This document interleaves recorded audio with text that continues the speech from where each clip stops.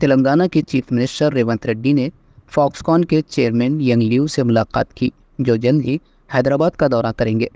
हैदराबाद में सरमायाकारी के बारे में मुस्बित बातचीत के साथ ये मीटिंग सनअती और खिदमती शोबों को वसअत देने के लिए अहम थी।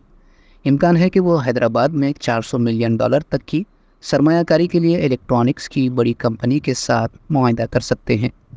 फॉक्सकॉन पहले ही रियासत में अपने 1.6 मिलियन मुरब्बा फीट के प्लांट पर काम मुकम्मल कर चुका है, जिसका जल्द ही इफ्तिताह मुतवक्को है।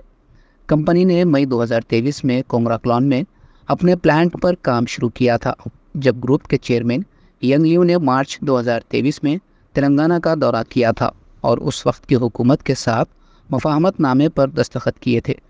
कंपनी ने पहले हैदराबाद में तकरीबन $500 मिलियन की सरमायाकारी का ऐलान किया था और इसके प्लांट से 25,000 अफराद को रोज़गार मिलेगा।